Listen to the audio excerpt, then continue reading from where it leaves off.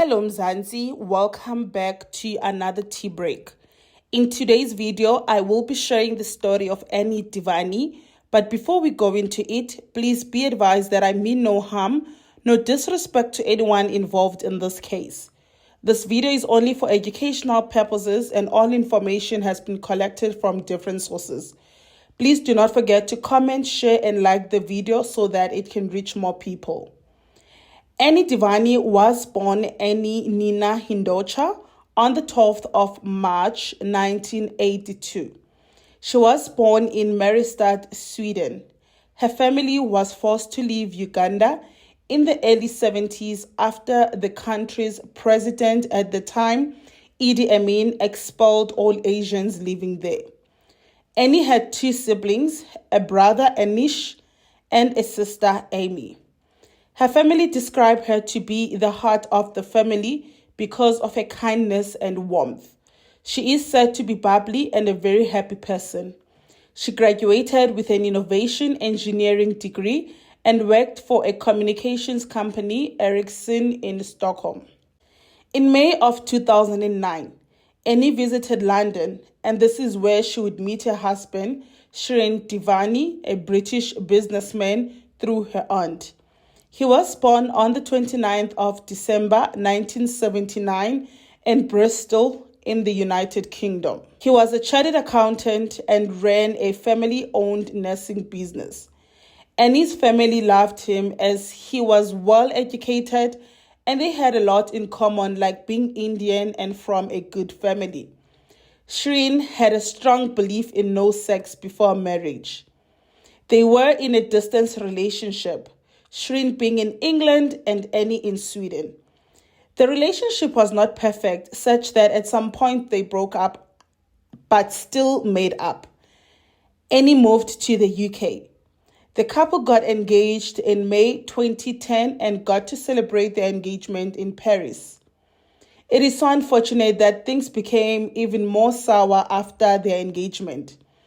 Annie's family says she did mention that Shrien became controlling and it seemed as if she did not want to marry him. However, they still got married on the 29th of October 2010 in Mumbai on a 3-day wedding celebration. They had also planned to celebrate their marriage in the United Kingdom in 2011 for the friends who could not make it in India. Just before their honeymoon, which was celebrated in South Africa, she was heard saying she wants to divorce. On the 7th of November 2010, they landed in South Africa for their honeymoon and their first stop was the Kruger National Park. It was at this point that Annie sent her family a message saying she does not have feelings for Shrien.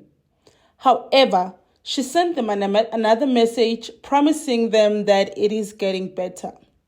On the 12th of November 2010, they landed in Cape Town and they got into a taxi driven by Zola Tongo. Zola Tongo dropped them at Cape Grace Hotel at the V&A waterfront, which is 30 minutes away from the airport. On their way to the hotel, they had a conversation with their friendly driver who shared with them the beauty of the townships in Cape Town. He dropped them at the hotel and Annie went to check in whilst Shrien pulls Zola for a chat.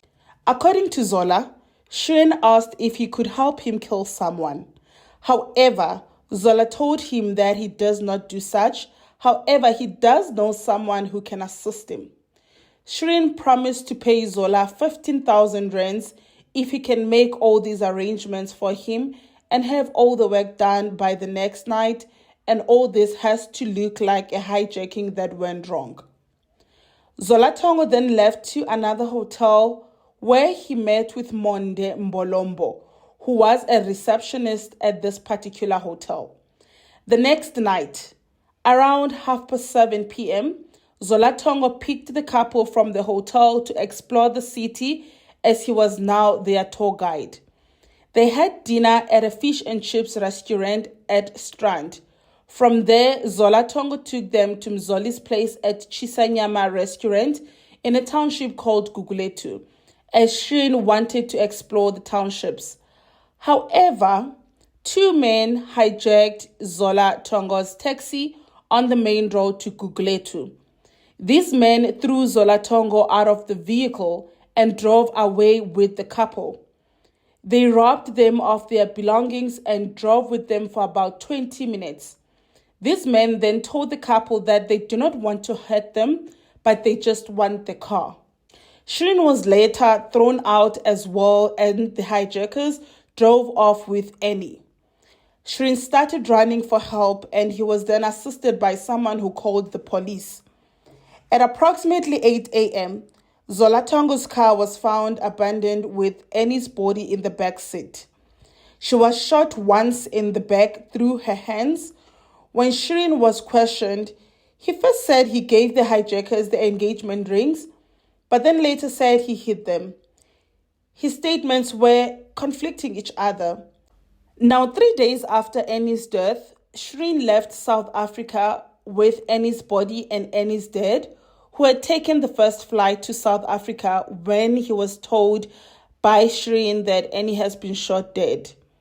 Police found fingerprints on the car that had Annie's body, and these linked to a man by the name Xolile Mngeni, who was then arrested on the 16th of November 2010. Xolile Mngeni confessed to the crime. However, he advised the police that he did not shoot Annie, but the other guy he was with by the name Mzwamadoda did when Annie refused to give them her bag. At first, Xolile Mngeni lied and pointed out a guy that was not involved in this case. Mzwamadoda Kwabe also confessed to the crime and also mentioned Monde Mbolombo. Now, you will remember Monde Mbolombo, the very same guy Zola Tongo met at the hotel the night he dropped the Dewanis. Monde Mbolombo confessed that Zola Tongo came to him at the hotel and told him that he is looking for a hitman as there is a husband that wants his wife killed. Few days later, Zola Tongo was arrested for the murder of Annie Dewani. Mzwamadoda and Xolile's lawyers spoke to a newspaper saying that their clients were forced by the police to speak as the police wanted to solve this case very quick. The morning after the hijacking, before Annie's body was found, Zola Tongo and Shrien Dewani met at the hotel.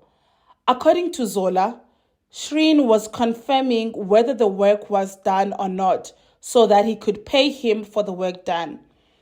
A couple of days later, Zola and Shrien met again, and according to the CCTV footage, Shrien walked in with a white envelope.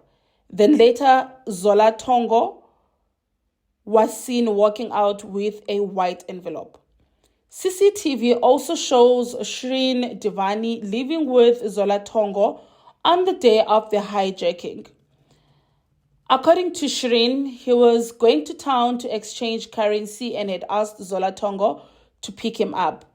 Now, Annie's dad called and Shrien told him Annie was in the hotel, and according to Annie's dad, this was strange, but he asked that Annie calls him back, which she did. But now, something strange her dad picked up. She only told her dad that she had a lot to tell him and that would be the last time her family would hear from her. Now, according to Zola Tongo, Shrien went to exchange currency so that he could pay them for the hit. It was later found that Shrien and Zola were messaging each other whilst in the car with Annie, but it could not be confirmed what they were talking about.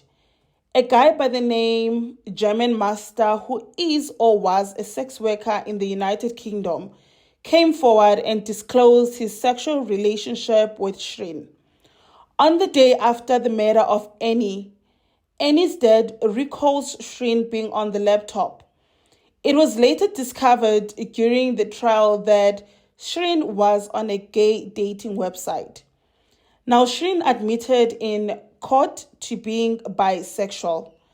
Now, you're probably wondering, why is his sexuality being an issue? This is so because the prosecution wanted to rely on the fact that he ordered people to kill his wife because according to their culture or religion, divorce and being gay is a taboo. So he probably wanted to get rid of her and move on with his life.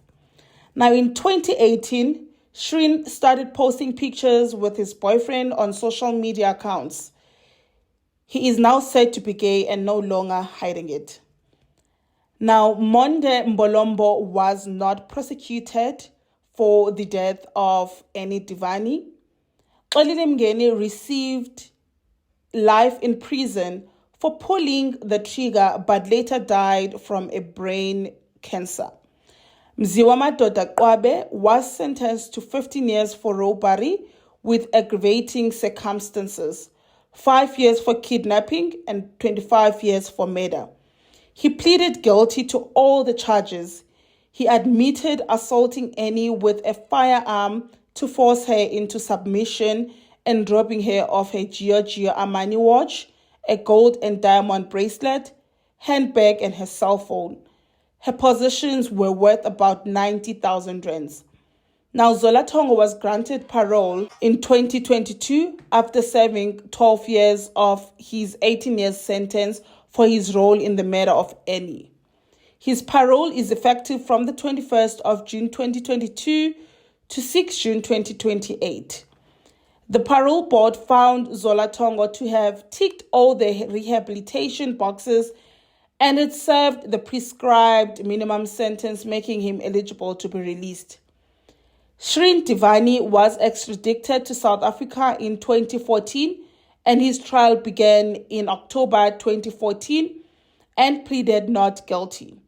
The case was dismissed and the court advised that there was no truth in the testimony of Zola, Mziwa Madoda, and Xolile.